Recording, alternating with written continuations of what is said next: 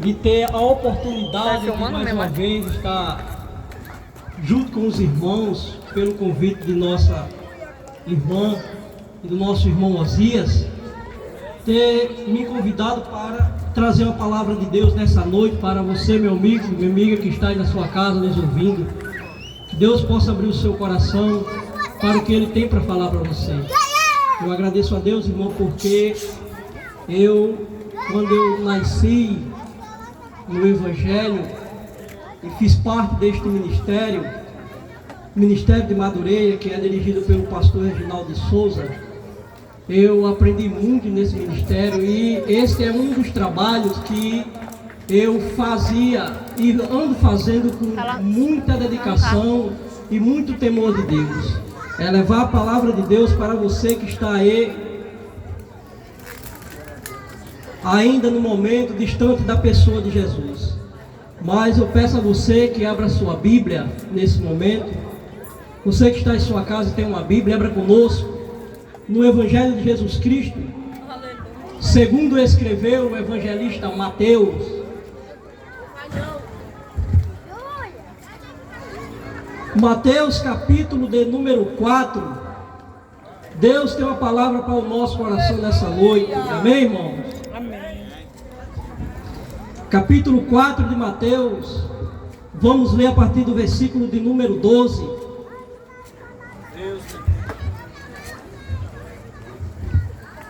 Amém? Vamos fazer a leitura da palavra de Deus, que diz assim a palavra de Deus. Jesus, porém, ouvindo que João estava preso, voltou para a Galiléia e, deixando Nazaré, foi habitar em Cafarnaum, cidade marítima, nos confins de Zebulon e Naftali, para que se cumprisse o que foi dito pelo profeta Isaías, que diz: que a terra de Zebulon e a terra de Naftali, junto ao caminho do mar, além do Jordão, a Galiléia das nações. O povo que estava sentado em trevas viu uma grande luz, e aos que estavam sentados na região e sombra da morte, a luz raiou. Desde então começou Jesus a pregar e a dizer: arrependei-vos, porque é chegado o reino dos céus. Vamos repetir todos comigo esse último versículo 17, amém? No 3, 1, 2, 3. Desde então começou Jesus a pregar e a dizer: arrependei-vos, porque é chegado o reino dos céus. Amém, irmão? Diga graças a Deus. Graças a Deus. Meus irmãos, o evangelista Mateus aqui, ele registra a saída de Jesus da Judéia para a Galiléia, logo após, sabendo ele da prisão de João Batista. Sabemos que a Galiléia era uma região super povoada e havia cerca de 204 vilas, com mais de 5.000 habitantes cada vila. Então a Galiléia era uma região que ela estava sob forte influência gentílica pagã. Daí então o termo usado pelo profeta Isaías, que diz: a Galiléia do gentio, por conta da influência que a Galiléia ela vinha enfrentando com a mistura de povos. Jesus, sabendo que João estava preso, ele vai para a Galiléia, deixando Nazaré, ele vai habitar em Cafarnaum, cidade marítima, nos confins de Zebulon e Naftali, para que se cumprisse a palavra do profeta Isaías, que diz que a terra de Zebulon e a terra de Naftali, junto ao caminho do mar, além do Jordão, a Galiléia das nações. Então Jesus, ele deixa Nazaré e habita em Cafarnaum. E há quem diga que Cafarnaum era o chamado quartel-general de Jesus, porque foi em Cafarnaum que Jesus ele operou muitos dos seus milagres. Em Cafarnaum, Jesus curou leproso, Jesus expulsou demônios, Jesus libertou várias pessoas que estavam perdidas, desiludidas, vida. Um exemplo em Cafarnaum, um leproso se aproxima de Jesus dizendo: Senhor, se quiser pode tornar-me limpo. Jesus estende a mão e diz para ele: quero, seja limpo. E a Bíblia diz que a lepra daquele homem na mesma hora o deixou, ou ele foi purificado de sua lepra. Em Cafarnaum, Jesus também entra na casa da sogra de Pedro, onde esta está jazendo com febre. Jesus estende as mãos sobre a mulher que estava enferma com febre, e a Bíblia diz que a febre foi embora na mesma hora. Em Cafarnaum, Jesus ele está com um discípulo no barco, e as ondas do barco começam a se agitar a ponto de cobrir a água, de cobrir o barco, por a tempestade era tão grande. Os discípulos despertam Jesus, e Jesus acalma o vento e aquieta o mar, a ponto de haver naquele momento grande bonança, a ponto de os discípulos se maravilharem e perguntar: que homem é este, que até os ventos e o mar lhe obedecem? Então em Cafarnaum, Jesus operou muitos milagres. Jesus libertou leproso, Jesus expulsou demônio, Jesus curou a enfermidade. Nessa noite eu quero dizer para você que se tem algo na sua vida que seja possível para você, a pessoa de Jesus, Ele pode resolver, Ele pode solucionar. Somente Jesus tem a direção certa para a sua vida, somente Jesus tem o caminho certo para a sua vida, somente Jesus tem a solução para os seus problemas. É Ele quem pode resolver, é Ele quem pode solucionar. Desde já eu quero dizer para você que se você está aí nesta vida procurando satisfação neste mundo, eu quero lhe dizer que este mundo tem feito muito insatisfeito, porque a satisfação está em Jesus. É Ele que pode satisfazer os desejos da sua vida, é Ele que pode resolver os problemas do seu pecado. Somente Jesus que tem o caminho certo para a sua vida. Então Jesus ele vai habitar em Cafarnaum, e a Bíblia diz que é para que se cumprisse a profecia do profeta Isaías, que diz que a terra de Zebulon e a terra de Naftali, junto ao caminho do mar além do Jordão, a Galileia das nações, ela diz que o povo que estava sentado em trevas viu uma grande luz, e para os que estavam na região e sombra da morte, a luz raiou. Aleluia! Eu quero dizer, meu amigo e minha amiga, para você, que Jesus ele é a luz que pode iluminar os seus caminhos, que Jesus ele é a luz que pode fazer resplandecer melhoria para a sua vida. Somente a pessoa de Jesus é que pode mudar a situação da sua vida. A Bíblia vai dizer, irmão, que Cafarnaum estava em trevas. A Bíblia diz que Cafarnaum, ela foi uma cidade que foi ocupada, violentada, saqueada, oprimida e arrasada pelos assírios. Antes de Jesus, 722 anos antes de Cristo. Quando Cristo chega nessa região, o povo está oprimido, o povo está em cabisbaixo, desiludido, por conta da presença do pecado, oprimido pelo governo romano na época. E Jesus chega como a luz para solucionar o problema do povo em Cafarnaum. Eu quero dizer para você que Jesus, Ele é a luz que pode resolver os seus problemas, que pode iluminar os seus caminhos. A Bíblia diz que o próprio Jesus disse: eu sou a luz do mundo, e quem me segue não andará em trevas, mas terá a luz da vida. É Ele que tem uma vida para a sua vida, para ser uma vida vivida. Eu não sei como anda a sua vida no momento. Eu não sei se você tem muito dinheiro, ou se você tem carro, e que tem casas, e que tem mansões. Eu não sei como anda, se você está doente, se você está com saúde, se você tem filho nas drogas, ou se você não tem. Se você tem pessoas nesse momento que está em um hospital, ou que não está. Se a sua vida é boa ou não é. Eu quero dizer para você que a vida sem Jesus não há vida vivida, não há vida de rumo. A vida sem Jesus não é vida solucionada. Somente Jesus pode trazer o caminho para a sua vida. Glória a Deus. Sem Jesus nós estamos perdidos. Sem Jesus nós estamos sem rumo. É Ele quem liberta o homem do pecado. É Jesus que tem a solução para os seus problemas. Somente Ele que pode resolver momento, o que está lhe destruindo é o pecado. O pecado, irmão, ele promete prazer, mas paga com derrota. O pecado, ele promete um caminho de vida, mas acaba lhe matando. O pecado, ele promete um caminho de prazer, mas só vai trazer problemas para a sua vida. Mas Jesus, ele disse certa feita assim: eu sou o bom pastor, e o bom pastor dá a vida pelas ovelhas. Foi ele que morreu e ele que ressuscitou para lhe dar vida e vida em abundância. Oh, glória a Deus! Jesus chega em Cafarnaum, irmão, que no momento estava em trevas. Aí a Bíblia diz que a luz raiou. Aí desde então Jesus começou a pregar e a dizer: arrependei-vos, porque é chegado o reino dos céus.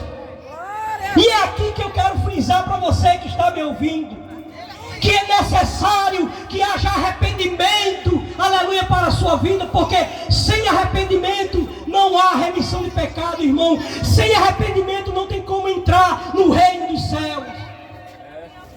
E o arrependimento é uma mensagem que ela não é muito aplaudida. O arrependimento não é muito palatável. As pessoas não querem falar mais sobre o arrependimento.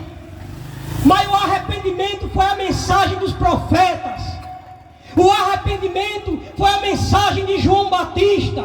O arrependimento é a mensagem de Jesus aqui no texto. E o arrependimento foi a mensagem dos apóstolos. João Batista diz no capítulo 13, o versículo 2: arrependei-vos, porque está próximo o reino dos céus. No versículo 8, João Batista diz: produzi, pois, frutos dignos de arrependimento. Em Atos dos Apóstolos, capítulo 2, versículo 38, Pedro diz: arrependei-vos e cada um de vós seja batizado em nome de Jesus para perdão dos pecados, e receberei o dom do Espírito Santo. No capítulo 3, o versículo 19, o próprio Pedro, ele diz: arrependei-vos e convertei-vos, para que sejam apagados os vossos pecados, e venham assim os tempos do refrigério pela presença do Senhor. É necessário que haja um arrependimento na nossa vida, para que Jesus venha se aproximar de nós. Em Atos dos Apóstolos, capítulo de número 17, a partir do versículo de número 24, Paulo está em Atenas, e ele está passeando no meio do Areópago, e ele diz: varões atenienses, em tudo eu vos vejo um tanto como supersticiosos, porque passando eu e vendo os vossos santuários, achei no altar que está escrito: ao Deus desconhecido. Este, pois, vós honrais não conhecendo, é o que eu vos anuncio. O Deus que fez o mundo e tudo que nele há, e não habita em templos feitos por mão de homem, nem tampouco é necessitado de homem algum, como que se precisasse de alguma coisa, pois ele é quem dá a todos a vida, a respiração e todas as coisas, e de um só fez todas a geração dos homens, para habitar sobre a face da terra, determinando o tempo já dante ordenado, e o limite da sua habitação, para que buscasse ao Senhor, ainda que não está longe de cada um de nós, pois neles vivemos e nos movemos e existimos, como alguns dos vossos poetas disseram, pois somos também sua geração. E Paulo diz: sendo nós, pois, geração de Deus, não havemos de imaginar que a divindade seja semelhante ao ouro, ou à prata, ou à pedra esculpida por artifício e imaginação dos homens. E ele conclui dizendo: mas Deus não leva em conta o tempo da ignorância, e anuncia a todos os homens em todo lugar que se arrependam, porquanto tem determinado um dia que com justiça há de julgar o mundo, por meio de um varão que destinou, e disso deu certeza a todos, ressuscitando dos mortos. Aleluia! Foi dado a autoridade à pessoa de Jesus para ser juiz dos vivos e dos mortos. Por isso é necessário que haja arrependimento para a minha vida, para a sua vida, para a nossa vida, porque somente através do arrependimento vem o perdão dos pecados.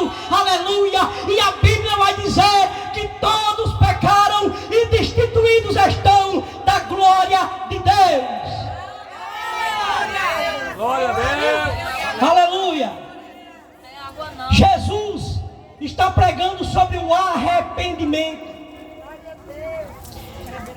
E é interessante aqui, irmão, que essa palavra pregar, ela significa a proclamação que faz um arauto antes da chegada do rei. Aleluia, glória a Deus, glória a Deus.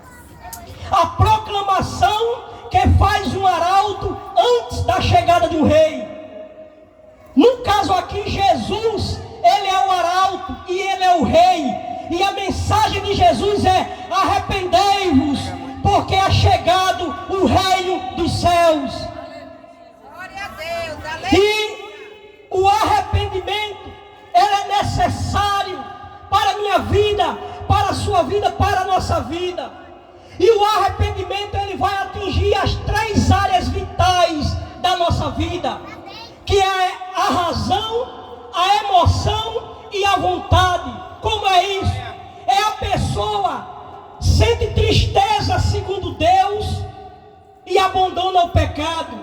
A palavra grega metanoia significa mudança de mente, mudança de mentalidade. Ou seja, a pessoa reconhece o seu pecado, sente tristeza por ele e o abandona. Isso é arrependimento. Vou lhe explicar mais claro para você entender. Você vai aqui nesse caminho, aí você se toca que está no caminho errado, dá meia volta e se volta para Deus. Isso é arrependimento. O seu caminho está errado, mas Jesus Cristo, ele tem uma nova história para mudar a sua vida. Ele quer que você se arrependa dos seus pecados e se volte para Deus. Isso é arrependimento. Vou dar um exemplo de arrependimento.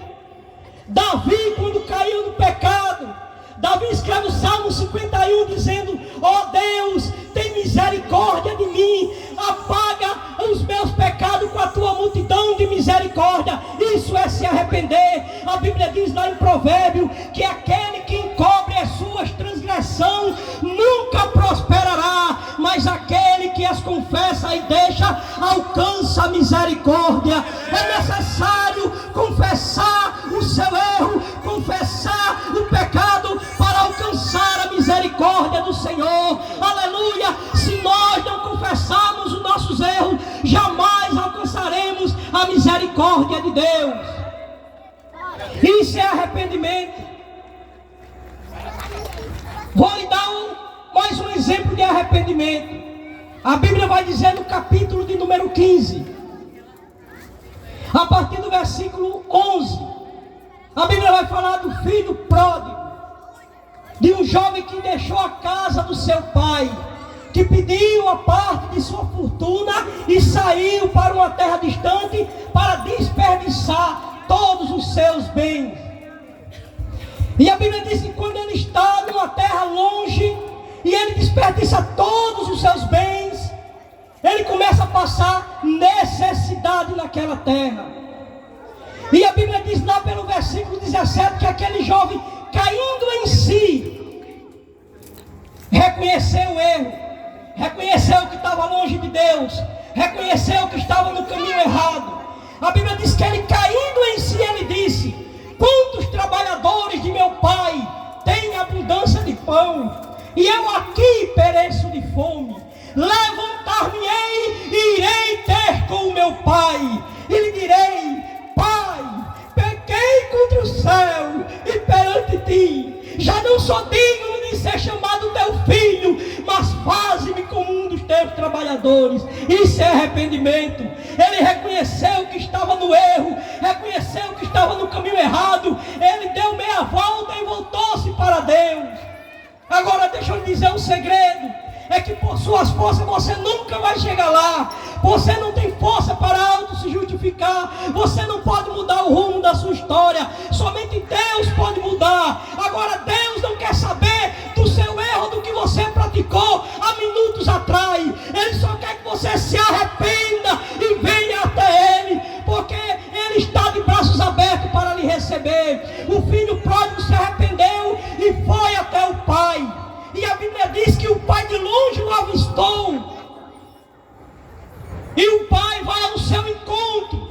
E o pai lhe abraça. E o pai lhe beija. E aquele filho diz: pai, eu pequei